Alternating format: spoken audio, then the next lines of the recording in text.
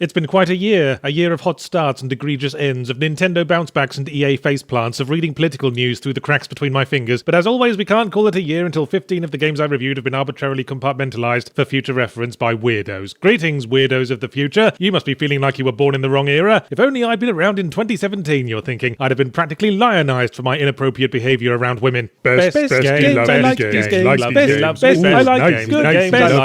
game. My fifth best surprises even me. I thought a fucking typing tutor would get into my top 5 before a fucking JRPG did, but here we are. Perhaps it's all the ways Persona 5 distracts from it being a JRPG. The style, the soundtrack, the investment in likeable characters, the high school girls in vinyl catsuits sticking their bums in the air. Hey, weirdos of the future, have you elected a patron saint yet? Sorry to wound you, Volition, but be fair, you wounded me first. After the peerless Saints Row series, their next game was going to be one to watch, and while they clearly went into Agents of Mayhem full of energy and ideas, all they did to follow through on that was rotate their wrist for a while going bibbidi-bibbidi-bibbidi-bibbidi. Worst games, I hate these games. Nasty games, not good, not good. Hey, I get it, games industry. Dark Souls is hot spit on a cheerleader's lower back tattoo, so obviously you want to make games like it. And hey, no one had done Dark Souls in a science fiction setting, the opportunity was there, but sci-fi Dark Souls that's annoying and stupid and plays like you're trying to unjam a kitchen drawer was probably too much innovation all at once, wasn't it? The Surge. It's the Surge I'm talking about. I like games. It's Breath of the Wild. Yeah, fanboys, I'm putting it in at 4. What are you going to do about it? You're going to cry? Ooh, mummy, call the police. He only moderately lavished it with praise. Bring me my coat that looks good from the back, because I'm going to do some serious shunning. Yeah, whatever. It's fine. Organic, looks nice, plays well, even if the protagonist could be out-charismaed by his fucking horse.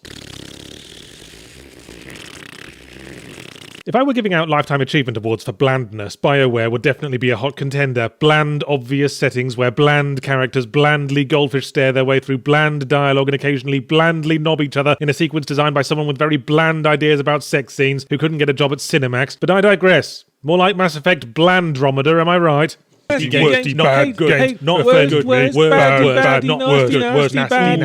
all know, the greatest indictment of a horror game is not being particularly scary, especially if it compensates by instead trying to put me off my fucking dinner. Outlast 2 covered a wide spectrum of bad gameplay, nonsensical plot, and you come away from it just feeling kind of gross, like you spent the afternoon at the old folks' home sitting opposite a very talkative man eating pickled beetroot from the jar. The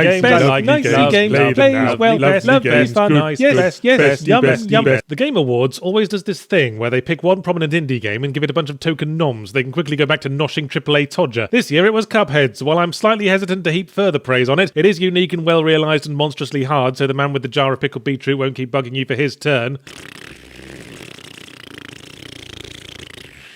I always feel slightly unqualified to criticise multiplayer-focused shooters, which are, after all, intended to be bland and for people with friends, but I can't help feeling that the best possible result of enlisting friends to help you grind through Destiny 2 would be not having to pay for as many Christmas presents. Sorry you couldn't be higher in the list, but hey, there is something appealingly ironic about coming third in a mediocrity contest. Naughty,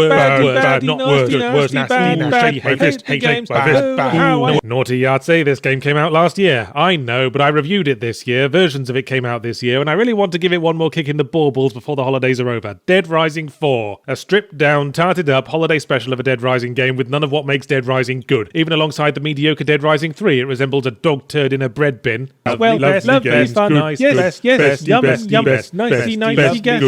going to be this or Mario Odyssey, and giving it to Mario felt like writing a sports movie where the winner is the team that practiced more and had the most funding. Perhaps to be expected, but nonetheless unsatisfying. I don't love Mario like I love A Hat in Time. Mario merely meets expectations. A Hat in Time is a bit wobbly and not very long, but it's fresh, it's surprising, it's charming, and it did it without needing a room full of sweatshop workers filing every last imperfection off Princess Peach's left bum cheek. Well, it wouldn't be the bland 5 without a token Ubisoft sandbox, would it? And this year it's Ghost Recon Wildlands for its protracted adventures in going to the icon and shooting the thing. Not Assassin's Creed Origins, that gets to go alongside games like Prey and Horizon Zero Dawn in the category of not quite bland enough for the bland list, which I suppose some might argue makes them the blandest games of all.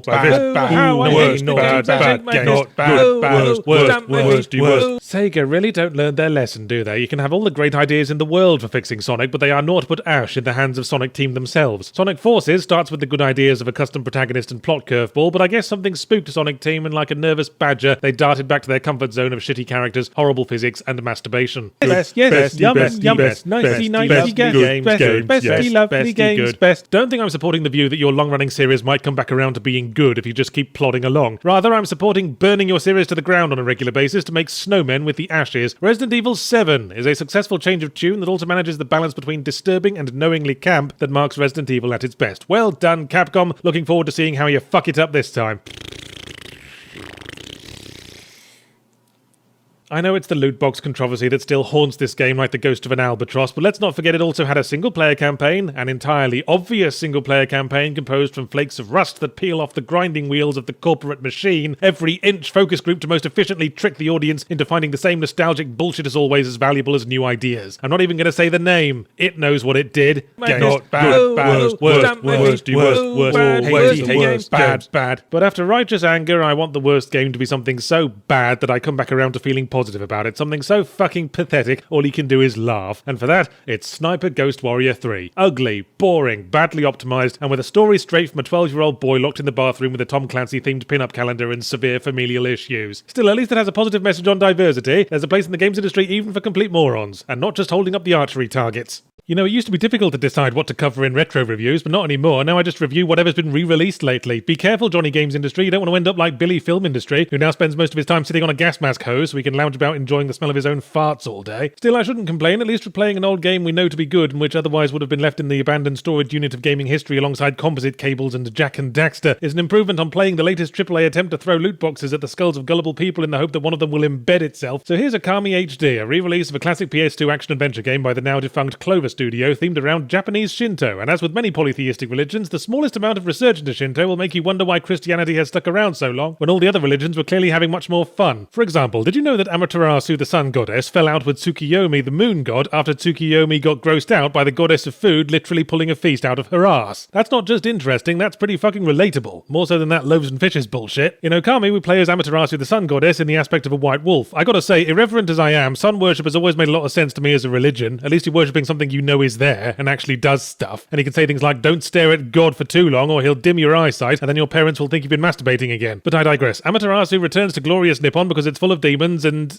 she'd rather it not be full of demons. I suppose it's not the most complex plotting in the world, but we're in the land of standard heroic myth here. The kind of thing that can be told around a campfire to slab four-headed tribespeople for generations and eventually retitled The Legend of Zelda. So here comes the usual question for your retro re-release, what we academics call the Jenga problem. Does it hold up? Well, firstly, it's post-2000s and therefore to my crusty mind about as retro as what I had for breakfast this morning, so Okami is still highly regarded, but what you'll note about the rave reviews is that they always go off on one about the beautiful art and soundtrack, and don't seem to dwell much on how the game actually plays. Languid was a word that caught my eye from one review, which is about the nicest possible way of saying slow. It's not paced like a slug on wet concrete, it's languid. That wasn't premature ejaculation, that was biological time-saving. But get through the introduction, in which two characters establish the point to save the world from the naughty demons with about 9,000 text boxes that all slowly crawl onto the screen like an Irishman on New Year's Eve trying to walk across a parking lot, all accompanied by Banjo-Kazooie-esque procedural gibber dialogue, and you will know whether or not you can put up with it for the whole game. And hey, here's the good news, you can actually speed up the text display in some of the ensuing dialogue, just not all of it, because we're doing the Yakuza thing of drawing arbitrary distinctions between kinds of dialogue that I guess somehow makes sense if you're Japanese. The weird thing is, most of the time the game dialogue exhaustively clarifies and re-clarifies every next step on the rigidly fixed story progression, but every now and again it does the opposite and leaves you directionlessly flailing around the overworld sniffing your own doggy butt. Zelda is of course the best comparison. It's not a perfect one. Zelda has never had a special attack that lets you whittle on the enemy, much as that would have improved Skyward Sword, but it'll do. The not quite open world that unfolds as we acquire the sacred spanking paddles that open up areas blocked off by ancient stone buttocks, or in this case, celestial brush techniques, which brings us to the main gameplay gimmick of Okami, that you can pause at any time and draw little beards and moustaches on the enemies for a laugh, which is as annoying as ever with analog sticks, so just as well the most complex thing you ever need to do is draw a flat, horribly misshapen circle with a line on it to create a bomb. But even the simple drawings can be temperamental. If your elbow gets jogged by your starving, neglected child while you're trying to draw a line, then your attempted slash will fizzle out and you'll have to withhold another meal. In any other game, I'd consider the celestial brush to be a pace killer, having to pause the action and slowly drag your paintbrush across the screen like you're hungover and trying to lick crumbs off a breakfast tray. But this is a languid game, remember? Not slow, languid. That's not a urine stain on my trousers, it's a moisture concentration zone. And it's not like the celestial brush makes the combat any more annoying. Combat is a thing that ambushes you as you explore the overworld and holds you down so it can show you its holiday snaps. Some, if not most, enemies require celestial brush flappery to defeat, but even without that, the camera has a tendency to get bored and idly wander off while you're trying to gauge how close is close enough to actually hit the bastards, and the action tends to be constantly lousy with special effects. For some reason, it is considered important that flowers be constantly streaming out of our protagonist's bum. Better pack that in when Tsukiyomi's around, Amaterasu. You know what he's like with rectal miracles. And yet, the combat isn't particularly difficult either, so maybe it all balances out. It was something like 20 hours in before I was finally starting to feel challenged by it. Up to then, it had mostly been lots of running around in circles and people slapping their bums at me. Yeah, 20 hours, and that wasn't even close to finished. Okami is one of those games that feels like it's constantly bolting more stuff onto itself. You defeated the giant all-powerful embodiment of evil in a grand climactic battle. Kick-ass. Time to start on the giant all-powerful embodiment of evil next door. This was the PS2 era, of course, back before games were split between either 5-hour story campaigns a lot of people are just going to watch on YouTube, or 200 hours of grind because you really want to unlock Tracer's new leg warmers. And perhaps it's true that to dwell on the open quotes languidness of the pace or how the combat isn't quite as slick and satisfying as something designed by psychopaths to trigger your addiction receptors is missing the point. Does Okami hold up? I do think there are a lot of things wrong with it that it excuses by hiding behind the arty game label. Yeah, the jumping feels sticky and you need to run for about half a mile before you can start sprinting, by which point you'll probably already be at whatever you need to sprint to. But overall it offers the catharsis of a simple uplifting story with lively engaging characters that doesn't get as up itself as some games with a celestial theme. El Shaddai springs instantly to mind, and it never stops feeling like something lovingly devised with a specific intent, which the gameplay foibles may even be part of. The celestial brush is temperamental because we're dealing with the fickle whims of the gods, yeah, who might bestow you with their blessing, but then again might turn into a swan and bugger you all night. You may have noticed a rather glaring gap in my 2017 lineup of reviews. Oh really, Yarts? You mean the game that's been the biggest seller on Steam for fucking months? The one that practically embodied the year itself because it's nihilistic, depressing, argumentative and full of loot boxes and wankers? Yes, I am of course referring to none other than Animal Crossing Pocket Camp. Haha, big joke. I mean PUBG, which stands for PlayerUnknown's Bonanza Goldmine, the breakout hit multiplayer shooter based somewhat on the concept of Battle Royale, except Battle Royale didn't involve quite so many people running around in their underpants. Not yet anyway, don't put the idea in their head, you know what Japanese culture's like. 100 players are dropped unarmed and helpless into a deserted sandbox map. Everyone who owned property in the area apparently thought that a small pile of guns and supplies makes a lovely living room conversation piece. The playing area gradually shrinks over time and the winner is the last person to get shot, fall to their death or quit in disgust after listening to the voice chat. Because another thing PUBG could stand for is players unabashedly backing genocide. Seriously, the first thing I did was mute that shit because I started my first game and immediately heard someone going niggers, niggers, niggers, niggers, and I know that sounds like something I'd make up, but I swear they were. Hell, who needs to interact with the other players anyway? I do usually avoid multiplayer games. After all, I personally understate the benefits of gregariousness, but I'm fine as long as I don't have to socialise and we can just mutely exterminate each other like when I go to trivia night at the pub. PUBG is such a simple concept I'm hesitant to give Mr. Unknown any credit for it. Multiplayer shooters have had the tendency to overthink themselves lately in an effort to stand out from the crowd. Ooh, let's make it about capturing territory. No, wait, let's make it one tough player against 4 weak players working together, like a sort of reverse gangbang. So sooner or later someone was going to go, hey, why don't we just take the basic deathmatch concept that was in the very first multiplayer shooters ever and scale it up to the biggest map and the biggest number of players possible with modern technology? And then the innovation of the shrinking play area would be obvious, as otherwise you'd have the last 2 players sitting 18 miles apart, waiting for the other to come into the coffee shop they've been camping for 3 hours. For you see, pugnacity under boundaries germinates. What I'm saying is that someone was going to come up with this eventually, and in a better world it might have been someone who knew how to make a game that didn't crash every hour or so, that doesn't look like it was composed entirely from stock textures and models from the contemporary shooter starter kit, and where the graphics didn't flicker like my eyelids whenever my mum asks if I'm ever going to get a real job. But anyway, I imagine my first experience with PlayerUnknown's buggery grind was pretty similar to most people's. I ran around in a seemingly empty landscape for a while, then something far in the distance made a coughing sound and my head exploded. Then I'd use the death cam and witness my death from the point of view of the fucking Terminator, who whipped around 180 degrees, instantly spotted me 8 miles away and sniped me with a gun the size of an ironing board that he must have gotten from a downed alien spaceship. And incidentally, it was while consulting a death cam that I discovered that the game doesn't draw long grass past a certain distance. So there I was, crawling on my belly thinking I'd cleverly concealed myself, only to discover that the other players were seeing a bloke lying in full view, attempting to make love to a golf course fairway. But over time I picked up some useful strategies through experience, hard grit, and reading a website with some useful strategies on it, such as stop going prone, you idiot. If someone's shooting at you, that's when you need to be running like fuck. As we all know, proning ultimately begets grief. And try not wearing boots. It doesn't reduce movement sound by much, but hey, could be the fight winner. Advice I found slightly galling because boots were the one thing I'd gotten from the one loot box I'd earned, and I'd been excitedly running around the levels showing them off to all the concealed snipers. But my skills swiftly improved. I'd find a nice tucked away spot to touch down, find gear, sprint across open terrain, serpentining and making incoherent blubbering noises, find more gear, score a couple of kills by crouching in the corner of a large obvious building and waiting half an hour for people to serpentine in. By these methods I was soon routinely surviving to the top 10, but wait a minute, I thought, as a protracted squatting session between 2 pews in a church rolled into its 10th minute. There's something missing from this essential gaming experience. Oh, that's right, I'm not having any fucking fun. Impressive as my numbers were becoming, the moment the game drew close and I was forced to go where the last few dudes were, I felt like Robinson Crusoe being rediscovered by human civilization. So there'd be 5 or 6 super Terminators having the inevitable sniping duel that every game turns into, and me running into the middle of them going, it's me! Haha, I was in that church all along, but now I'm out and I'm proud, and oh look, so is my large intestine. Blech. I'd only gotten better at hiding, not fighting, so that was when I made the command decision to do the exact opposite of the good advice and start dropping directly onto fucking target ranges and IHOPs that were going to be swarming with dudes right away, so success becomes less about tricksy, inconvenient things like actual skill skill, and more about who can randomly stumble upon a room with a gun in it first. Sure, I started dying a hell of a lot more, but I also hadn't put enough time investment into each match to give a shit. Drop out and start another game. Fuck it. After all, prolonging the unavoidable bores me greatly, and hey, sometimes I'd actually survived the initial melee, and then bonus on bonus, I wouldn't have to loot the area because all these corpses lying around have thoughtfully done it already. Then I was having fun. Sometimes I'd suicidally parachute onto the very edge of the map and hope to find a motorbike with which I could speed into the safe zone and start doing stunt jumps as increasingly large numbers of bemused crosshairs zero in, and that was fun too. So I'm not too bothered about getting good at PlayerUnknown's Bear Grylls because it's not a very refined game, and all the people who have get good don't seem to be extracting much fun out of the bargain. Lots of loot boxes, I'm sure. And in the year when loot boxes became a symbolic evil right alongside toothbrush moustaches and Ugg boots, PlayerUnknown's burbling grandma's cosmetic loot boxes are taking a pretty sizable amount of piss. Probably up to waist deep at least. After my first boots adventure, I knuckled down and church camped my way to my second loot box, dreaming of the next fancy cosmetic that would surely make me the belle of the morgue. And you know what I got? A pair of beige trousers. Great, this'll be perfect camouflage if the next match takes place in an IKEA showroom. So I knuckled down again until I got my third loot box, which contained a pair of white trousers. My fourth, which was about where I resolved to give up playing the loot box market, was, brace yourselves, a pair of black trousers. Well, at least I assembled a complete spectrum of trousers, or to put that another way, I painstakingly united a breeches gradient. Our topic for the day is early access shooters, for it is very important that shooters undergo rigorous testing before they're officially released. It's all too easy for something to go wrong with the formula of click on the thing and the thing dies. What if you click on the thing and the thing doesn't die? What if you click on the thing and give the thing a bunch of flowers? The only possible solution is to let people pay for it before it's finished and make sure they're good and sick of it by the time it's to releasable standard. So let's start with Fortnite Battle Royale with cheese. PlayerUnknown's Bobcat Goldthwait is of course more popular than the last pair of socks at the wanking factory, and when something attains that level of success, there have to be a few less well-known alternatives so that hipsters can say that they're way better actually, but you wouldn't understand because you're a pleb. Apparently, Fortnite was already some co-op survival shooty crafty bollocks that they added a Battle Royale mode to when they smelled the whiff of opportunity coming off PlayerUnknown's buggy glitch fest. But who the fuck cares, because the base game costs money and the Battle Royale mode is free to play, and frankly I wasn't planning to spend more on shooty fun times than the bus fare to the homeless shelter. It's a pretty faithful copy-paste of the mechanics. You wait for 100 players to join while running around an island where no one can die, competing to find the most creative way to annoy each other, and then we cut to a plane passing over an island and decide when we're going to parachute out. Loot houses, last one standing wins, white circle crouch in a bush and have a smoke, blue circle keep serpentining towards where the line's pointing at and try not to cry. Where it differs is in the much smaller map and related lack of vehicles and the more cartoony art style, meaning the men have big chins and the women have big bums, and guns hover off the ground slowly spinning like they're being sold on the shopping channel. If you've ever rage quit PlayerUnknown's burly gentleman because you realised too late that the 2 pixels in a distant window in the middle of a bombed out city was actually a sniper, then Fortnite might be the alternative for you, as the larger-than-life art style removes a lot of the playing Where's Wally for your life aspect of PlayerUnknown's blatantly garish. You can't even go prone, which is one way of ending the argument over whether it's a good idea or not. The more confined map means the games are shorter and you can get into action more often, and action can mean interesting circle-strafing shotgun contests as well as fucking sniping duels. So maybe it is better than PlayerUnknown's bush getaway if you've run out of podcasts and aren't willing to sit quietly in a hedge for half an hour. But then again, the smaller map also means that if you haven't got a decent weapon inside the first minute or so, then you're fucked, because everything will be looted by then. Also, Fortnite has construction mechanics, presumably transplanted from the base game, that I'm not sure I like, because more than once I've seen end games descend into 2 or 3 dudes aggressively building towers at each other because no one's prepared to risk coming outside. So now, as well as getting good at the combat and exploring and shit, we have to get good at building towers ridiculously fast. Also, fuck traps. You can pick up an item that traps a section of floor, other players can't see it, and it instantly kills them. That's not pitting skill against skill, that's just, oh, you walked into a room, well, fuck you. That'll teach you to wipe your feet. Oh, but it is early access, so maybe they'll have changed that by next week or added a chocolate fountain, who the fuck knows. Let's talk about another early access shooter called Dusk, yet another deliberately old-style nostalgia game in this new age where pixel art is passé and it's now early 3D that the nostalgia nerds demand between mouthfuls of barely chewed 90s breakfast cereal. Dusk is deliberately citing Quake and Doom and Unreal and everything else that felt like any title longer than 6 letters was just showing off. Dusk is not to be confused with Strafe, of course, another recent game evoking the same era of shooters, because it's got a completely different name. Alright, fine, it's also not a roguelike, which is for the better to my mind. Hopefully we're growing out of this let's make everything a fucking roguelike phase of gaming. Replay value is all very well, but with random levels you're also sacrificing any opportunity you had to tell a story with the environment. In Dusk, you can have a level set on a farm and be all like, hey, this actually looks like a farm. A farm pieced together from a selection of differently sized cardboard boxes that are all coloured like they got fished out of the septic tank behind a brand tasting facility, but recognisably a farm nonetheless. Which brings me to the specific problem with this kind of nostalgic recreation of old-style graphics. While 16-bit pixel art can still conceivably look good, early 3D invariably looks like crude papercraft that someone assembled using only their sphincter muscles, and I think there's a tendency to hide behind that. But ultimately, even the thickest layer of nostalgic graphical manure however, can't hide good old-fashioned bad level design, and some of Dusk's maps remind me of those CDs of 500 custom Doom and Quake levels you used to get from car boot sales in jewel cases with photocopied inserts, the ones that contained levels that some student had smashed together from plain rectangles on the day they figured out how the level editor's rotate function worked. What I'm saying is I'm actually old enough to remember the Quake era, and if Dusk had come out around then, it wouldn't have been in the upper tier of shooters at the time. This ain't a Quake, this is closer to a Chasm the Rift or a Redneck Rampage, although I'll concede it's at least on a higher tier than Blood 2 The Chosen. Wow, this is all starting to sound needlessly mean, isn't it? There's like 1.5 guys working on this thing, Yards. You're supposed to shower it with condescending praise if it so much as has gravity set to go the right way up. Fine, there are some areas where Dusk absolutely nails it. For one, the atmosphere, and for two, the combat. The monsters range in design from Playmobil farm animals to stick figures that move like they're on roller skates, and to my mind, a few too many of them fire projectiles that move in randomized directions, so you have to basically roll a dice on whether your fat ass is about to dodge the right way. But the weapons are good. They've got that all-important visceral kick to them that makes for fun gameplay, and since you're using them an average of about 12 billion times per minute, good weapons and action can be a shooter's saving grace. Leaping over an enemy and blowing them away with dual-wielded shotguns is going to be fun, even if the enemy looks like a toilet roll tube with pipe cleaners stuck to it. Having said that, I wouldn't recommend getting Dusk now, nor would I recommend any linear single-player game going early access, because it's just sacrificing the first impression, and after you finish the 2 available chapters of the promised 3, you'll be left blindly groping for a climax like there was a sudden power cut at the backstreet massage parlour. Sort of underlines the inherent problem with reviewing early access games, but as a great YouTube channel once said, fuck you, it's January. What else am I going to review? The smell of my dog's farts? 2 stars, bold and earthy with subtle notes of toilet water.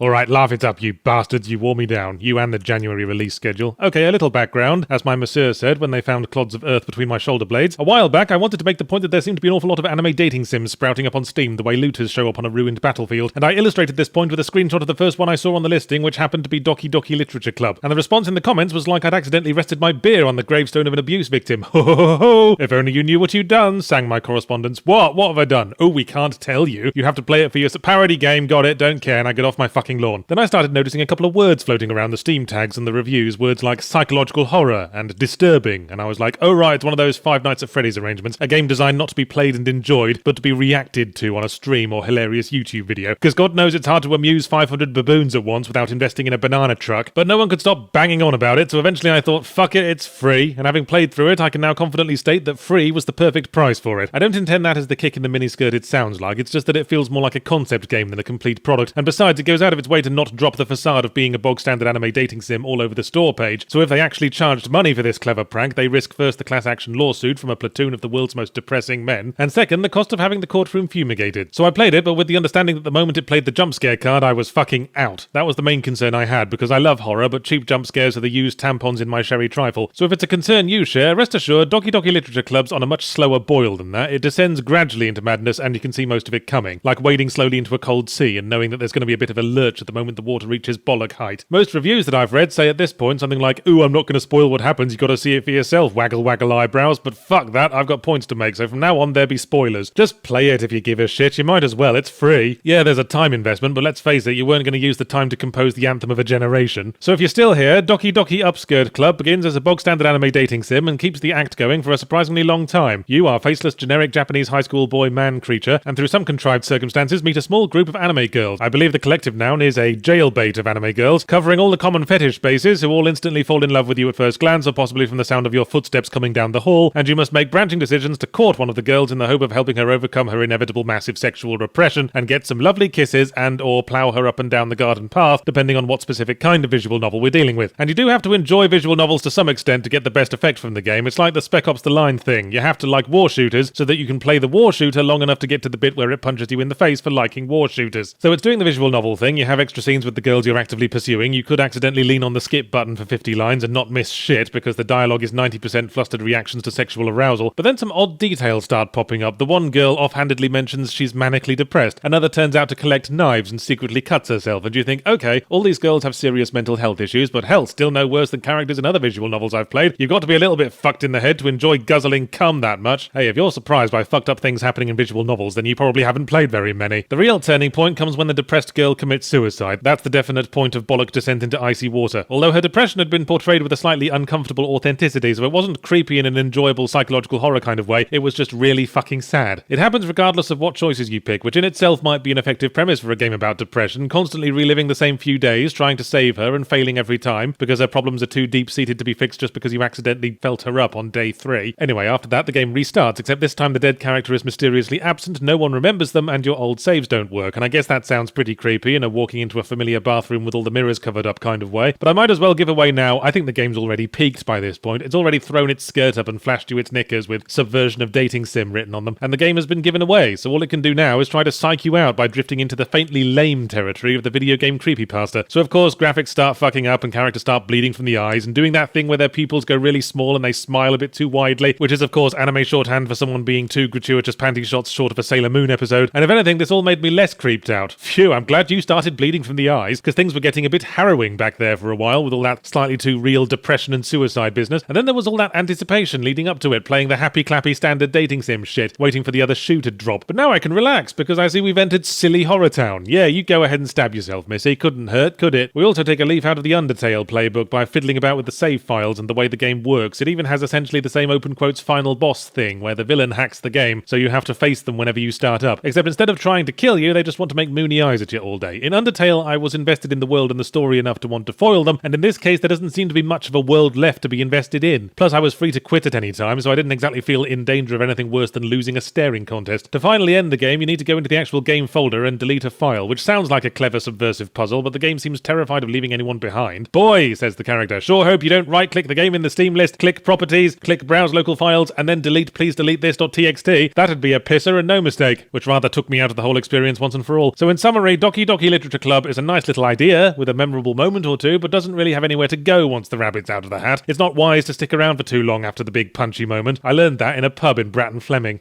So I thought it was about time we had a revisit, or rather a V-visit, to the world of VR. PS VR, that is, which stands for PlayStation VR and not, as one might expect, pukey sickness vomit receptacle. I'm told the motion sickness thing is just a matter of getting used to it, though, so you might want to get some time in on VR now, so after the machines take over, the Matrix doesn't generate more stomach chutney than power. And of the commercial headsets on the market, I do prefer the PlayStation VR. It's more comfortable to wear with glasses and easier to set up. I only need to balance one motion capturing device on the piles of empty cider bottles that surround my comfy chair. A new game came out for it this week called The Inpatient, which in contrast to the last VR game we did, Wilson's Heart, which was about a dude in a haunted asylum where monster shit's going down, is a game about a dude in a haunted asylum where monster shit's going down. Well, let's be fair, for its faults, Wilson's Heart's had puzzles, had some combat, and in brief, stuff happening. Whereas in The Inpatient, well, it's got some very lovely corridors you'll have plenty of chances to get acquainted with. The Inpatient is a prequel of sorts to Until Dawn, that branching path slasher movie game from a while back, and so it takes a few moments to remind us at length that our choices will have consequences. For example, if we choose to get bored and stop playing, that will have the consequence of a slightly more enriching afternoon. We're a patient in an asylum who's locked in their cell when the monsters throw a housewarming party and ends up trapped in there for weeks with nothing to snack on but mildew and an increasingly unhinged roommate. We have a couple of nightmares during this sequence that call upon us to walk down a hallway, while occasionally a scary thing suddenly appears and makes a noise like it's screaming while hitting the inside of a trash can with a cricket bat. I mean, come on guys, surely the budget could stretch far enough that you didn't have to steal jump scares from Newgrounds Escape the Room horror games. But then of course we get to the part of the game after we get out of the cell, which consists largely of following characters very slowly down dark corridors, and then I was like, fucking hell, all is forgiven jump scares, come back and liven this the fuck up. I'm just going to spoil a lot of The Inpatient, because trust me, missing out on this one is not going to haunt you to your dying days. The thrust of this and Until Dawn's premise is that if you eat human flesh, you turn into a Wendigo, right? And the main diversion of the plot is whether you turn into a Wendigo or your roommate does. Now, if the former, our roommate is absent, presumably because we scoffed down their entire body with french fries and ranch. But I don't get why the roommate becomes a Wendigo in the other scenario, because we're self-evidently not eaten. And I don't remember looking down at any point and seeing that one of my legs was chewed off. Just a little plot hole, but there's so little plot, one hole turns it into a fucking engagement ring. It all culminates in the fantastic ending, where we get to the cable car to escape the mountain asylum, and one character turns to whoever's turning into a Wendigo and goes, hey, you're turning into a Wendigo. Yes, figured as much. Bit of a pisser, isn't it? Well, how about all of us who are not Wendigos sit in the cable car, and you can stay here and start it for us. Alright, fair enough. That was the fucking final boss, was it? The explosive climax that I walked slowly down a whole 5 or 6 corridors for? Eat shit, The Inpatient. VR games really need to grow out of making open quotes experiences rather than games. They always make me feel the way I feel after riding one of those simulator rides at a theme park. I can't believe I spent my allowance on that. So with that in mind, let's talk about another VR game I played this week, which controversially was a game and not just a walking simulator with no concept of personal space. Doom VFR, which, knowing Doom, probably stands for virtual fucking reality. I know they were going for badass, but when you say it out loud, it kind of sounds like you're sick of the whole concept. Virtual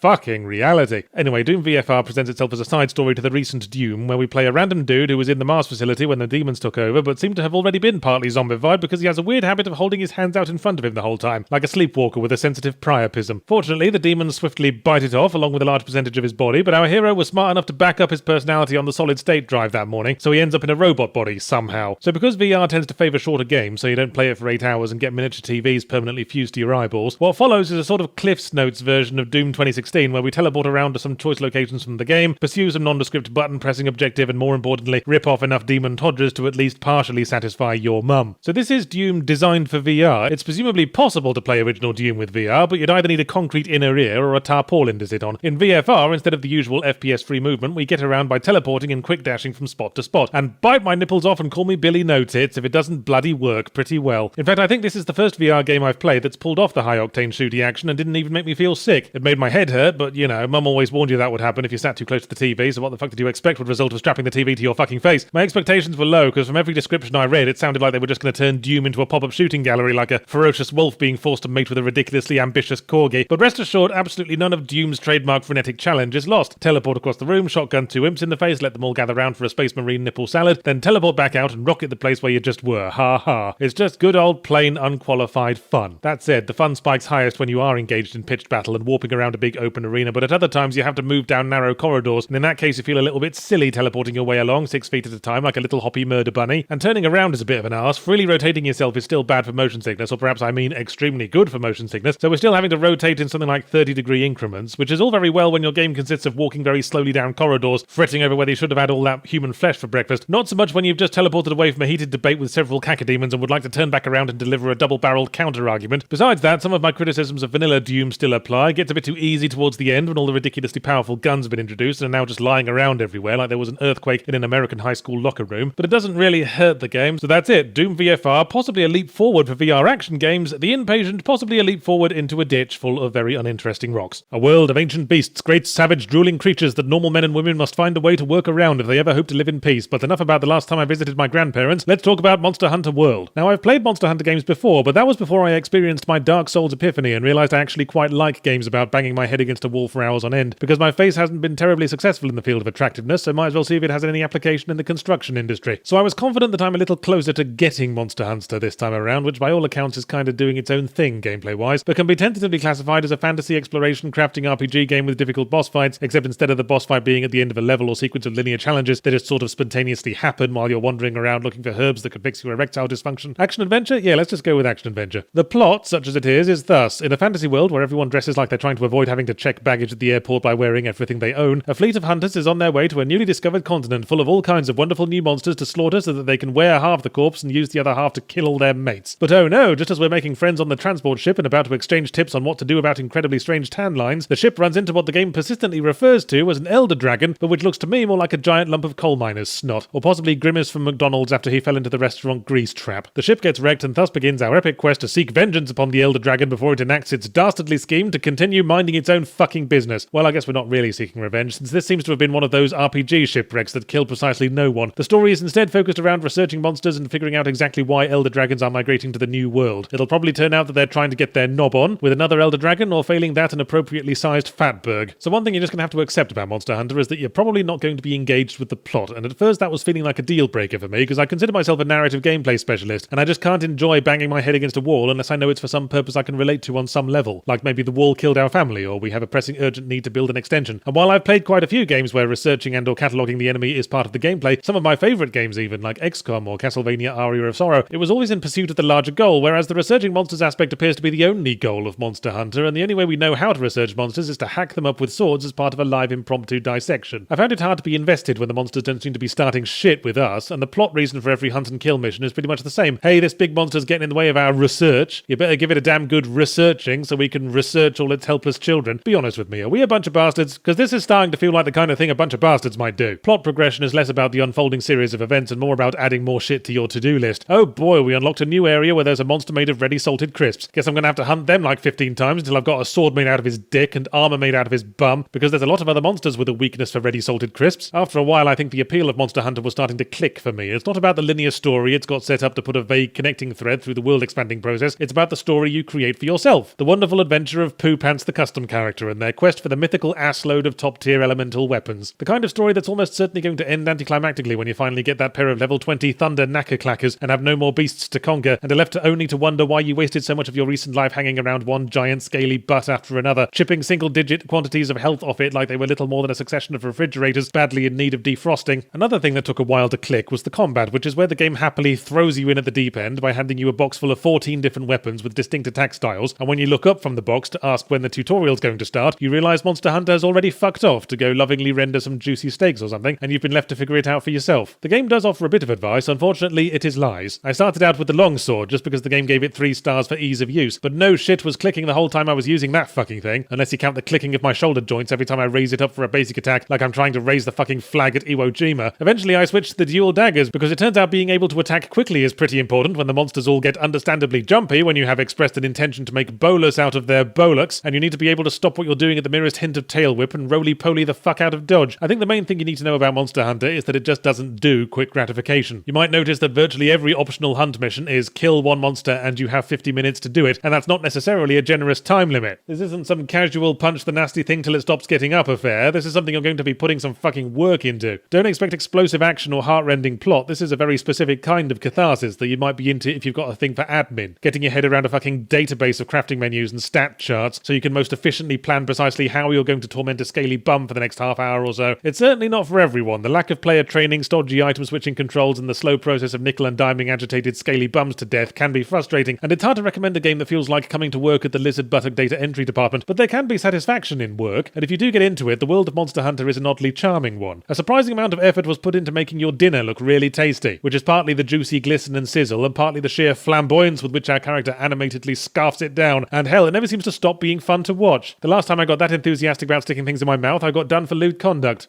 Lord save me from all these fucking survival games. There's an ironic joke in there somewhere. They always start sensible with combining rock with stick to create stick with rock on the end, but sooner or later you end up mashing together 2 mushrooms and a piece of discarded tinfoil to create a magazine-fed 5.56mm Colt AR-15, which you then rub on a small pile of turds for a second to add the optional holographic sights. Still, I understand why they appeal, where most games revolve entirely around the player waiting giggling just over the horizon for you to step into the designated Minotaur area so it can leap out and start flinging Minotaurs. It's refreshing to play a game whose world feels like it couldn't give a shit about you. That its environment and life forms could muddle along perfectly well by themselves, and which will kill you stone dead if you go 20 minutes without sucking any hydration from the tear ducts of a passing sparrow. Anyway, we've done crafting survival games in most of the standard Mario level biomes, grasslands, desert, jungle, ice world, so until they bring out a crafting survival game set in food world where we have to make spears out of twiglets, here's a crafting survival game set in an ocean level, Subnautica. You are Rex Handsome, faceless mute space adventurer with the superhuman ability to not go all wrinkly when they stay underwater too long. Sadly, he got this power by trading in his ability to prevent spaceships from exploding, and his spaceship explodes over an ocean planet with only 3 survivors. Him, 1 escape pod, and the Mars bar in the glove compartment. Now our hero must find a way off the planet, but in the meantime do the usual survival crafting game stuff. Build a base, find food and water, explore, and remember to breathe every now and again, you dozy git. Subnautica is the kind of game that probably could have gotten away with procedurally generating the map and having no further plot beyond to see how long you can last and maybe find yourself a nice crafting project like building a castle with a fire-breathing effigy of the Allman Brothers on the top. So I was surprised to see that it didn't do that. The world map is fixed, and astonishingly there's a plot with an actual ending where you get to leave the planet, tearfully waving goodbye to the Allman Brothers as you go. Oh yes, that spaceship disaster wasn't just a contrived setup, the massive wreckage is your principal navigation point for the whole game. And your first challenge is figuring out how you're going to loot it while it's on fire and pissing radiation like an incontinent dog from the Bikini Atoll. The core mechanics of Subnautica are exploring and crafting so that you can expand the area of map you can explore and craft things from without running out of air, food, water or contraceptives. Craft flippers and a larger oxygen tank so you can dive further and find the rarer elements so you can craft rocket flippers and an oxygen tank the size of a fridge and so on. The crafting is very much in I created a nuclear pogo stick by rubbing together 2 leaves and something I scraped off a wall land, but we're using a Star Trek replicator right off the bat, so I guess we'll let it slide. Progress was a bit stop and start because you're supposed to figure everything out by exploring, and every now and again I'd swim into a big underwater wall because I couldn't find the one thing that would open up the next important branch of the progress tree and would have to alt-tab out to find a wiki, which is as good for immersion as a herring in a sock. For example, one of the early crafting items you need for the utterly vital repair tool is cave sulfur, which I just couldn't track down. Okay, said the wiki, you know that thing that you've been running into in caves that aggressively swims towards you and explodes and kills you dead? Well, cave sulfur is the thing that thing was sitting on. Oh right, forgive me, I was kind of getting the impression that I wasn't welcome in that dude's house, rooting around in his toilet bowl. What about kyanite? Where do I find that? Oh yeah, search the entire fucking map for the one cave that keeps going down and down and down until you're in the planet's fucking molten core. It'll be a 6-week expedition and you'll probably die, but if you pull it off you'll get a depth upgrade for your prawn suit, so chin up. And yet there was something about Subnautica that made me keep alt-tabbing back to it. Underwater exploration is an inherently appealing concept. This whole new world rolling away before you made all the more beautiful by its utter hostility. I remember the sheer wonder I felt when I first breached the lava zone in my protective suit, descending into a cavern big enough enough for a cathedral, rivers of glowing orange snaking along the floor like the arteries of some giant protean god. Whereupon one of those cocking psychic monsters came along, teleported me out of my suit, and made me boil to death. And it was a different kind of wonder I experienced then. I wonder if those psychic monsters possess bollocks. I wonder what they would taste like after I put them through the Breville sandwich toaster, preferably without having removed them from the rest of the body. I came damn close to rage quitting after that setback. I only recovered by painstakingly working my submarine through the caverns leading up to the lava zone like a kitten crawling down a hose pipe, and stocking myself up with enough health kits to reach my abandoned prawn suit before I turned into a service station pre-cooked Cornish pasty. It wasn't the only time I considered quitting, but Subnautica always found a way to worm back into my interest pipes. I told myself I wasn't going to stick around long enough to want to mess around with the base building element much. I'd just build one scanning room to show me where the nearest 7-Elevens are, and that needs power, so solar panel. But wait, what if I wake up in the middle of the night wanting a disgusting cupcake? Better have a biomatter reactor as well, and now we'll need a little terrarium to feed it with. This is taking a lot of stuff, better add some storage. Ooh, there's a volcanic vent down there. I could probably extend the base far enough to build a thermal reactor, and if we're doing that, might as well add some more rooms. Hey Yards, you still playing that game? Who dares trespass upon Fortress Ocelot Alpha? In the end, I'm glad I stuck with Subnautica. It is a little unintuitive and not a little buggy. I had an alarming tendency to sink through the floor of my submarine and end up outside, at which point the engine would temporarily forget how water works and I'd plummet to my death on the rocky ocean floor. But the story ended up being pretty good. It's a light presence for most of the game, set up largely through lengthy documents and pieces of scan data, and you're a more dedicated man than I if you can be asked to do more than skim most of it. But there's still a competently structured beginning, middle, and end with a small handful of important events spaced out between the free exploring to mark a switch from one act to the next. The ending is surprisingly elaborate as you reach the lair of a godlike beast and learn that your struggle to fill a succession of increasingly elaborate shopping lists is finally at an end. Just as soon as you fill out this extremely elaborate shopping list, and then as I stepped aboard my escape rocket, I couldn't help looking back with a sentimental pang at this world that had become so familiar, at the wrecked ship where it had all started, the now deserted Fortress Ocelot Alpha, my submarine that I had of course painted bright yellow and renamed the Yoko Oh No. I was going to paint it pink and call it the Blake Edwards, but I didn't think anyone would get that. Kingdom Come Deliverance is a, let's charitably call it, brave attempt to create a highly realistic and historically accurate immersive RPG set in 15th century Bohemia, but forget all that. What the fuck would have been the problem with just calling it Kingdom Come? Why bolt a meaningless fucking subtitle to the end except to add an unnecessary roundabout to the otherwise perfectly straight road of any spoken sentence containing the name? Yes, I've harped on this before, but if you're still showing the symptoms, then keep taking your medicine, motherfucker. Kingdom Come by itself would have been a perfectly appropriate and snappy title, and what's more, it would have emphasized the come part, which would have been fitting because that's what the game is covered in. But we get ahead of ourselves. After the death of the beloved Charles IV, his heir, Wenceslaus, of Good King fame, proceeds to, in a very literal sense, fuck things up royally, until his half-brother Sigismund imprisons him and starts smashing up the countryside for giggles. At the outset, none of this means a whole lot to our main character, Henry, a peasant blacksmith's son who's more concerned about the day-to-day doings of a medieval peasant, which is to say, covering himself in shit. There's even a mechanic where certain speech and charisma checks are affected if you show up covered in shit, which is pretty fucking unfair because it's medieval times and the only thing that isn't covered in shit is the clouds, and only because no one's built a big enough siege tower. There's no character customization in Kingdom Come. Wouldn't want you to pick a female protagonist and have to change the entire plot to get sold to a Norwegian duke, die in childbirth, so you're stuck with Henry, who everyone seems to think is a fresh-faced teenage boy, but is clearly a big strapping bloke in his 20s, or as it was known at the time, middle-aged. Soon enough, his village and parents get smashed up for giggles, and he must venture into the world, and this is where the whole Deliverance subtitle becomes relevant, because Henry's last job before shit went cloudwards was to deliver a sword to the local bigwig, and the first 20-odd hours of the main plot revolve around his struggle to recover the sword so he can finish delivering it. And everyone seems to realise how fucking stupid he's being about this. Even the bigwig in question flat out says to him, "Dude, I've got swords. I own a fucking castle. I could eat a sword a day from now till Michaelmas and never run dry. Chill the fuck out." But no, honour is on the line, and Henry is channeling the spirit of every pizza boy to fall foul of the get it in 30 minutes or it's free policy. So we're in a Witchery, Skyrim-y sort of immersive RPG area, the kind where it's way too easy to make tons and tons of money, because every time you kill someone you can nick everything they have, right down to their jockstraps and tampons, and run to a pawn shop, or rather waddle to a pawn shop holding your trousers up because we're overburdened again. There are a lot of things to admire in Kingdom Come in my pants. It is nice to see a game actually trying to teach us something about real history, since Assassin's Creed dropped its in-game encyclopedias to focus more on charging 20 extra bucks for the gold-plated super historical edition, and the commitment to realism is certainly very earnest, going so far as to factor in what you're wearing and holding and how clean you are when you're talking to people. It was always a little jarring in Dragon Age when you were gamely snarking with NPCs while visibly drenched in about 3 pints of their former acquaintances. But I'm saying all these nice things so that I can get to the main gut punch of this review, which is that the combat is fucking terrible. I'd think of some clever, wordier way of putting that, but honestly I can't convey my feelings any better than by just saying that again in a weary, emphatic tone of voice. Fucking terrible. It's doing a sort of For Honor angle of attack based stamina management thing, but makes the age-old mistake of trying to incorporate the controls that are normally for controlling the camera. So with either the mouse or right analog stick, we're supposed to rotate our sword to one of 5 possible angles, an inexact science in itself, but every now and again the game spaces out and forgets it's using the camera controls for something else now. Okay, I guess you want to look over to the right instead of changing your sword angle. I mean, it's not like there's a jaunty fellow shuffling back and forth like a lemur on a unicycle who's about to stick his polearm down your ear, and then after you pick your angle and press the the button to slash your sword, about half an hour of camera jiggling passes, and then the slash happens. This is where a third-person camera might be helpful, because I'd really like to know what the fuck Henry is doing all the time he's not slashing his fucking sword while I'm fucking telling him to. Reading the instruction manual? What makes it worse is that as you get hit, you lose maximum stamina as well as health. Realistic, I'll grant you. I'd probably be less up for this morning's CrossFit after a hairy European has split my nose in half, but it means that if you start losing, you'll almost certainly keep losing. And none of this would be so bad if it weren't for, and get your zoot suits on, because this is a fucking retro pisser, the limited save system. Yes, saving the game requires a limited item, because clearly anyone who has to step out for an urgent appointment or funeral isn't showing enough commitment for the game's liking. See, this is why backwards compatibility is important, because without the context of history, we forget that all the stupid fucking ideas were stupid fucking ideas. All this is doing is making me lose 3 hours of progress because I got caught off guard by a random combat encounter on the road with 2 guys, and they've got a bunch of lucky shots in while I was still fumbling to get out my weapon that handles like a depleted uranium ironing board. Oh, but yeah, surely it's an immersive RPG. Why don't you just play as a non-direct combat-focused character? Oh, right, you mean like an archer, when your aim wobbles like a meth addict in a crystal cavern and there's no targeting reticle, so you'd have better luck sticking your arrows up a cat's arse and making it fart them out. But I take your point and managed to get pretty far into the game, avoiding conflict mainly by winning speech checks or stealthing up and getting a few crafty slashes in before they can react. But then I reached a point where I was supposed to join a big raid on a bandit camp with 20 other lads, which took 6 or 7 tries because victory was hinging on all my NPC helpers pulling their weight, and that was like expecting a team of sled dogs to help with your maths homework. But finally we managed to breach the inner camp and Henry decides he's going to fight the bandit leader by himself in a fucking Thunderdome. And then I had to give up on the whole game because I could barely get one hit in before he wiped the fucking floor with me. Fuck realism. The realistic approach would have been to let me lure him out of the fucking Thunderdome and get my 16 heavily armed mates to pass him around for sweaty cock slaps. But no, fuck player choice, fuck your build, it's standard boss fights or into the bin with you. So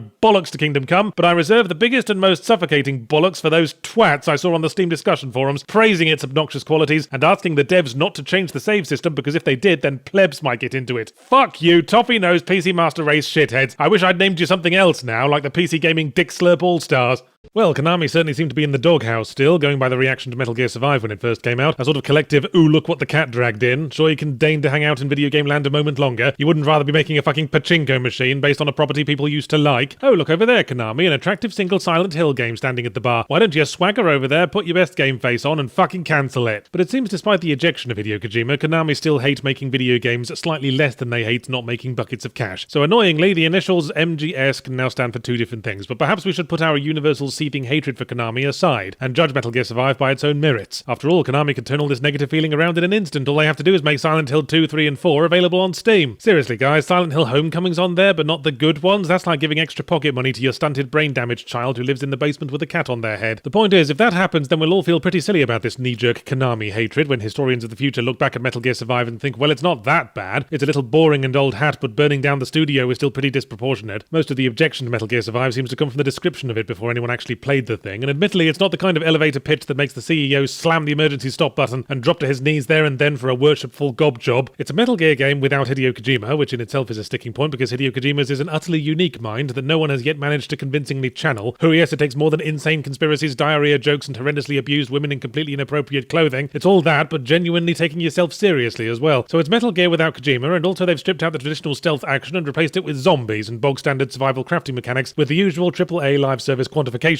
bullshit that means it can be a fucking micropayment safari, but hey, put those Molotovs down because we're only going to charge you $40 for the privilege of wasting your life with it. Talk about a fucking soft sell. The plot is, you were one of Big Boss's pet gophers who hung around on his party boat at the time of MGS5 Ground Zeroes when it got blown up by bad guys jealous that they didn't get invited to the pizza party. But it turns out, after Big Boss fucked off, a giant wormhole to another dimension opened in the sky and started sucking up the survivors. So you fucked it up already, Metal Gear Survive. Hideo Kojima would have built things up for at least 45 minutes before he pulled out the transdimensional wormhole shit, with lots of stock footage of people walking down crowded streets having very serious thoughts about transdimensional wormholes. Our custom protagonist, although whatever appearance options you pick, there is no escaping from looking like a generic grizzled person number 84, because Big Boss's hiring practices discriminated heavily against the non-grizzle, must now mount an expedition into the other dimension in order to plunder its resources or something, because that's American foreign policy for you. But it soon becomes clear once you get there that the other Earth is a desolate and hostile place with not much to plunder unless you're short on zombies, and I think I speak for the entire entertainment industry when I say we really fucking aren't. God bless them, they do try to keep the spirit of Metal Gear alive. Most of the exposition happens in in prolonged back and forth dialogues, there's still stealth gameplay, and the first major female NPC you run into wears a sexy nurse outfit for the whole game for no particular reason. But it's just not the same. The sexy nurse doesn't have an even remotely horrifically traumatic past. The dialogue scenes never take longer than a few minutes and don't always reiterate the same point over and over again. And as for the stealth, while you can sneak up on enemies and stealth kill them with a knife to the bonds, they're fucking zombies. They're not going to call HQ for fire support. You can outrun them by maintaining a brisk walk. You can stealth kill them even if they're alert, which leads to this humiliating little barn dance as you try to get behind them again. So anyone expecting a Metal Gear game from such trifling evidence as the words metal and gear appearing in the title is probably going to be disappointed, because it feels like they scooped out about 1/5 of Metal Gear Solid 5 and tried to stretch it out into a full game until its bones snapped and its tights had more ladders than a clearance sale at the fire department. So now that all the Metal Gear fans have pissed off to put on their best Otacon face and cry at the loss of their true love for the umpteenth time, let's consider Metal Gear Survive by its own merits. The core gameplay is the Subnautica model. Explore hostile environment, find stuff, craft upgrades with the stuff you find that expands your base and widens the area you can explore. Plot unfolds as you go. It's all about unfolding and expanding and widening like an American tourist taking their shirt off at the beach. The main difference between it and Subnautica, of course, is that in Subnautica there are lots of pretty things to look at, whereas Metal Gear Survive's sightseeing tour covers mostly blasted, deserted hellscapes, occasionally livened up with featureless grey screen because the entire world is shrouded in dust. Except for in a few rigidly walled-off fresh-air ghettos where the last remnants of life on the planet live carefree lives of gambolling about lush meadows in the sun until you track them down and knife them all to death because you need the meat. Yes, the Survive part of Metal Gear Survive really isn't fucking about. As well as watching your limited air supply in the dust storm, you metabolize like a fucking deep-sea oil spill and have to be constantly finding food, and animals don't respawn nearly as often as I'd like, the selfish, delicious little bastards. Besides survival and exploration, the other main mechanic is tower defense. Every now and again you have to defend a point from a fucking conga line of zombies by setting up barricades at choke points so you can stand just behind it and swap them off with a stick, like it's Black Friday at the crystal meth shop. And I have to admit, after one of these where I had to defend the point for a whole 15 minutes until I was down to holding them off with handfuls of gravel and tactical farts, I was pretty invigorated by my victory, if not by the thought of the subsequent prolonged shopping trip to the wilderness to recraft all my fucking ammo again. So if you can disregard the motives with which the game was made, i.e. all the kids in the AAA club are making loads of money with their shitty Skinnerbox live service games, let's stitch one of our own together from about 500 generic ideas that other games have done better, slap on the name of a franchise we haven't quite milked all the goodwill from yet, set up the micropayments and hook ourselves a couple of whales, then Metal Gear Survive reaches the dizzy heights of occasionally not boring. Nice work, Konami. Who needs Silent Hill when your business strategy can make me scared, miserable and occasionally covered in bloodstained filth?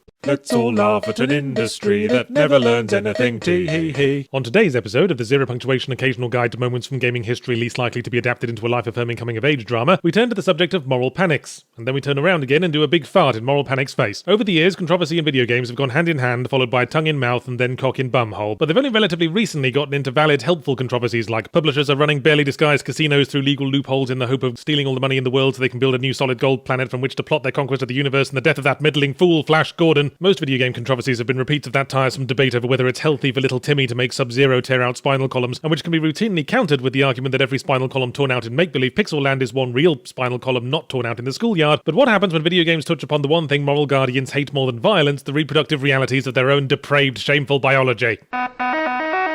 The year is 2005, when the PlayStation 2 was sitting pretty atop the games industry like a big sexy jockey. Grand Theft Auto San Andreas was the 5th GTA game, and in their drive to experiment with the GTA formula, developers Rockstar had absolutely riddled the fucking thing with stat-grinding mini-games that had all the entertainment value of a large bag of polystyrene packing material, and in the spirit of grinding, waggle eyebrows, someone made a mod for the PC version of the game that replaced the slightly weak source fade-out, fade-up implied boffing session that ended the dating side quests with a full-on graphic sex minigame in which two fully clothed models made honks and squeaks of pleasure as they slide in and out of each other like a pair of butchered horse carcasses in a dog food processing vat. Initially, Rockstar claimed that it was all the work of naughty hackers and that one could no more blame them than one could blame an exercise book manufacturer for a schoolboy's crude drawing of a knob, until it became clear that all that the mod actually did was go into one file and change the variable enable horrible sex minigame from 0 to 1. With the revelation that the general public had trustingly allowed into their homes a shameless portrayal of consensual lovemaking insidiously Trojan horsed within their wholesome innocent policeman murdering simulator, the moral guardians threw one of their characteristic shit fits. For me, the fact that you had to mod the game to turn it on sort of defeats the traditional corrupting the innocent children argument, because any innocent child who unsuspectingly visits a PC modding website and downloads and installs Activate the Hot Sexy Porn minigame with actual sex in it.exe by accident, presumably while searching for Bible verses and poems about grandma, is either a severely unlucky or unflinchingly dishonest one. But that nicety was wasted on the usual suspects, who were relishing having an excuse to get their huff on again. Notorious anti-video game lawyer and humanity's answer to the Sarcoptes parasite, Jack Thompson, jumped all over it, which was par for the cause at the time, but none other than Hillary Clinton also joined in for the kicking, just in case you thought the only mark against against her was being unable to win an election against a large pile of cheesy whatsits in an ill-fitting suit. But this was before our current age of digital distribution, when we don't so much own games we buy as agree to temporarily house them on our hard drives until the publishers decide they can't be bothered to keep the servers running. And there was no denying that the content was on the disc. You can't get away with putting one page of high-fidelity dick pics into the middle of the very hungry caterpillar just because you glued another page over it, and the ESRB rating of San Andreas was changed from mature to adults only, the rating reserved mainly for porn games and which most retailers refused to stock. Meanwhile, Europe only had an 18+ rating, which the game already had, so Europe didn't give a shit. Europe barely looked up from its tea and weird-smelling cheese. Australia, of course, didn't have a rating above mature for games, so they just pulled that old refused classification bullshit, because that country's so into the nanny state that it's using nanny's labia as drapes for its four-poster bed. Rockstar swiftly recalled, patched, and reissued the game, and the mature rating was promptly restored. But if the history of moral panics has taught us anything, it's that complying with the moral panic is the least effective way to end it. It's showing weakness, isn't it? It's like saying to the frenzied shark, if you promise not to bite all my arms and legs off, you can have this used tampon. Lawsuits got underway, Clinton introduced the Family Entertainment Protection Act to federally enforce the ESRB ratings that would ultimately flounder like an armadillo in a ball pit, but it wasn't enough. Still brimming with huffy energy and not wanting to admit that this was all rooted in general frustration at losing control of a changing world and having nothing else to do all day but pick the kids up from soccer practice and shag the pool cleaner, the Moral Guardians extended their rage to Rockstar's next title, Bully, a slightly quaint game about a rascally schoolboy, which they decided, sight unseen, was some kind of loving tribute to the Columbine murderers. In perhaps the most hilarious episode of the time, a group apparently unironically calling themselves the Peaceholics organised a protest at Rockstar's headquarters, even issuing a list of demands, which is worth googling if you could do with a laugh, because their demands basically amount to immediately sabotage your own business and admit responsibility for all human suffering and wrongdoing. I can't seem to find any information on what the Peaceholics were threatening to do if their demands weren't met. Presumably they were going to get real fucking peaceful on these motherfuckers.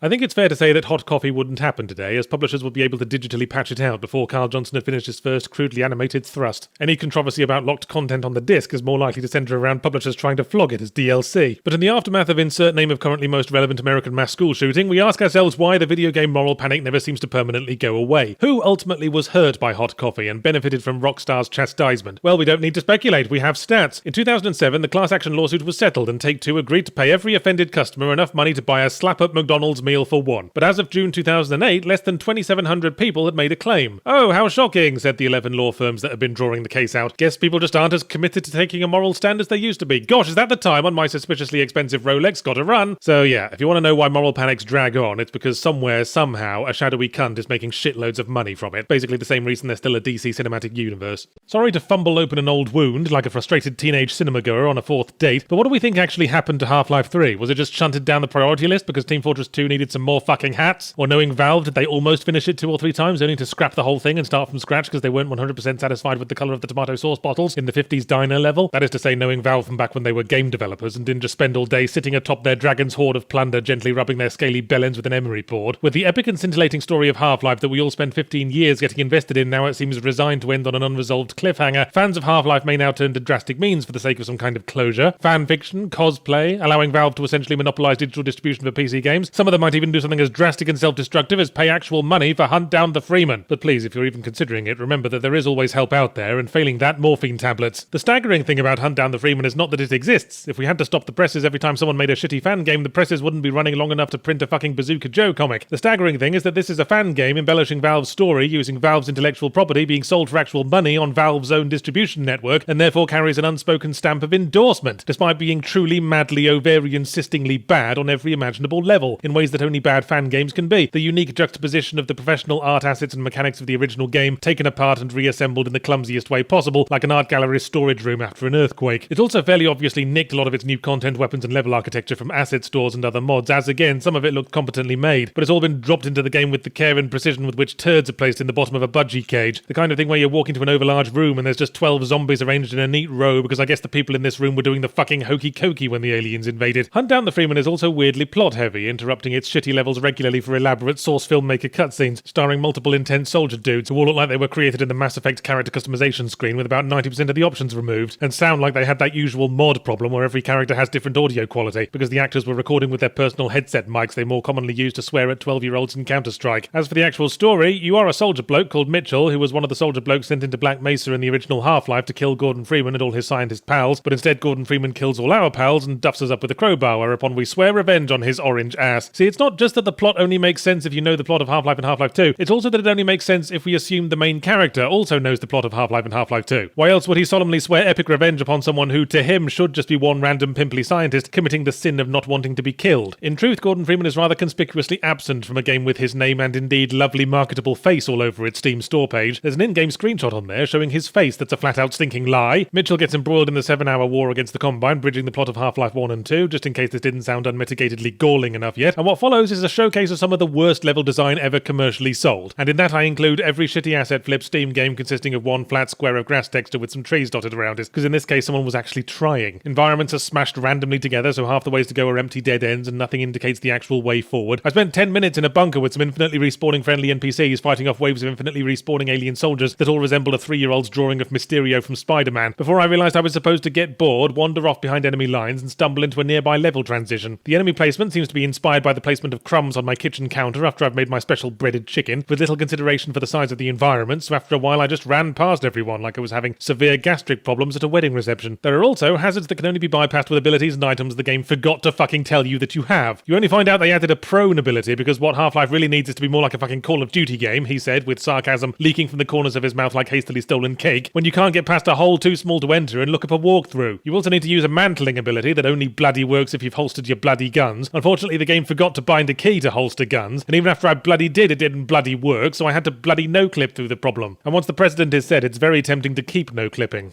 I could spend 20 minutes searching for the way out of this pitch-black cave that I can't navigate because the game only gave me one flare and apparently I used it in the wrong place. Or I could just open the console, Kitty Pryde my way out, and have enough time to go out and steal some more cake. Still, the plot chugs happily along through its multiple breaking bugs and design fuck-ups. Mitchell ends up joining forces with the Combine to take down Freeman. Revenge for being self-defense bitch-slapped now taking precedence over revenge for, enslaving the human race. And the story eventually nonsenses its way to thrillingly and climactically ripping off a line from The Dark Knight Rises. Twice. But Hunt Down the Freeman is about what to expect from any game where half the developers are credited by their forum handles alone. The only reason I wanted to talk about it is because of the depressing indictment of modern gaming it creates, not by itself, but by Valve's apparent indifference to this waterfall of piss trickling down either side of its legacy's nose. 20 years ago, Half-Life was a focal point in gaming's ongoing development as an artistic narrative medium. The next few years saw a slew of titles that combined AAA game design with genuine emotional story. But what happened between then and now? Why are the games routinely rewarded with AAA status and income exclusively loot box-infested live service bullshit?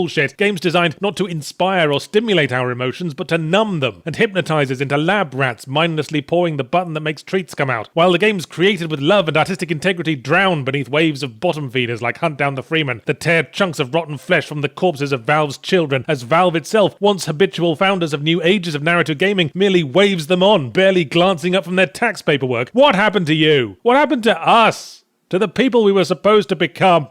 I don't know, but it's probably safe to blame John Romero. All the new games I've played lately have had a distinctly rodent-y theme. I don't know why rats and mice are suddenly the in thing, maybe because spring cleaning has begun and I finally chased out that weasel colony that was living in my favourite stack of damp newspapers. First I played Moss on VR, where you play a brave little mouse, but I figured we did some VR fairly recently, and the tech still only as relevant to most people's lives as the British space programme. Then Steam started pushing Vermintide 2 at me, which is mainly about killing rat dudes. Look, yeah, it's an exciting horde fighting game where you enter the rich Warhammer universe and start up your own pest control business. So I played that for a while, and it brought many an excited cry to my lips, mostly sounding like this. Isn't this just Left 4 Dead? No, it's Vermintide 2, see? Completely different name. No, really, this is just Left 4 Dead. 4 players, hordes of weak enemies, there's the hunter, there's the smoker, there's the spitter. Don't be silly, yards. Left 4 Dead is a shooter, whereas this has a lot of melee combat. Oh, right, forgive me, let me reassess that. Isn't this just Left 4 Dead 2? Except with levels and loot boxes and crafting and all the usual live service manipulative hornswoggle. Not the best sales pitch, is it? Hey kids, did you like Left 4 Dead 2 but wish that it held you in more contempt? So then Ghost of a Tale caught my eye, which is a plucky little indie game that came out of nowhere where you play a scared little mouse in a big rat fantasy castle in which before you say anything is a totally distinct entity from the Redwall books. I'll just say the title again because you've no doubt forgotten it already. Ghost of a Tale, which I know sounds like it could be a pun, but I've gone over it 8 times with a set square and I'm damned if I can find one. There is a ghost in it and most of the characters possess tails, but if that's a pun, then a cardboard box full of warmed up dead fish is a harem. Anyway, the main character is Tilo, a mouse minstrel imprisoned in the castle dungeon who must embark on a quest to find his wife, also a mouse, his mouse spouse if you will, and escape. The game that follows likes to refer to itself as an RPG, which is very cute, like a small child wearing their mum's coat, but doesn't have much in the way of RPG elements. You mainly stealth around until you find the armor that turns guards friendly, after which you just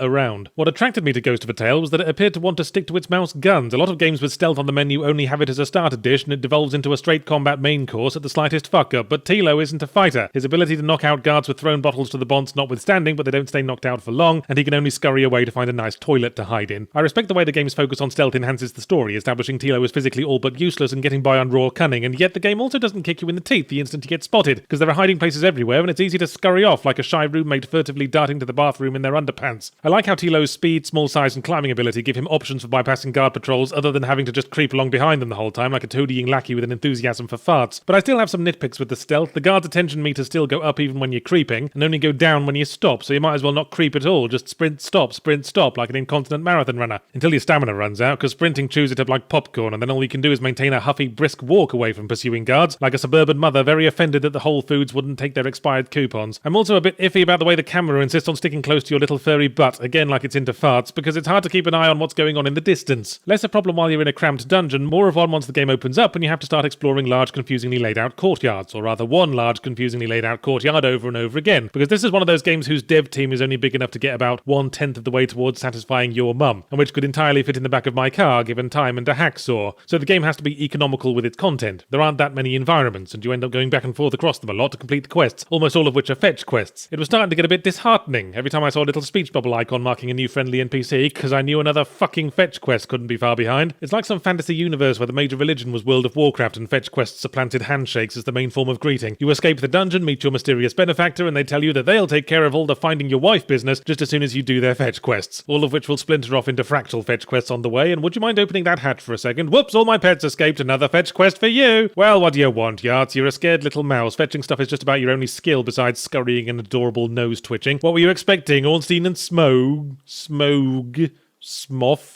What were you expecting, Ornstein and your mum? I get you, viewer. The fetch quests are just a means to enable the core gameplay, but there are two little sticking points hanging off that fact, like turds needing to be pinched off. Firstly, the only benefit to most of the fetch quests is XP, which only levels you up, which only increases your health, which is rarely an issue, because you're supposed to pull up your knickers and scarper at the first sign of danger. And secondly, whatever fun can be extracted from the stealth, not too far into the game you get a rat disguise that removes the stealth challenge entirely. And then the fetch quests are all that's left, like the bad joke on the lollipop stick that remains after everything else has been sucked away. I probably sound down on the game, and after a while I was tempted to go back to Vermintide, where I could at least decapitate any rat who demanded I fetch their pipe and slippers, but I stuck with Ghost of a Tale because I think the writing saves it. The dialogue's nicely written. It even at one point made me laugh in an out-loud fashion. That's right, a literal lol. And it's a rare thing for me to literally lol because I'm jaded and got the tunneling brain parasites. And I like the story, the way it starts out nice and simple. Mice good, rats bad, escape dungeon, find wife, kiss wife, shag wife, question mark. But as you explore and learn about the world, things get more nuanced. Not mice good, rats bad, maybe mice flawed, rats complicated. See, the rats tend to be dour and brutal and not the best people to call on if your restaurant's got a health inspection due, but there's also a nobility to them and they seem to be the only ones getting shit organised. Meanwhile, the mice are superficially good-spirited, but in keeping with our stealth activities, lean more towards being sneaky, thieving little cowards. And I hate their big noses and their monopolisation of global finance. Wait, what were we talking about? A Way Out is a new game by the dude who'd made Brothers, billed as an EA original, which is a classic oxymoron and is equally oxymoronically a linear narrative-focused multiplayer-only game. Let me talk you through my thought process when it was first pitched at me. It went something like this.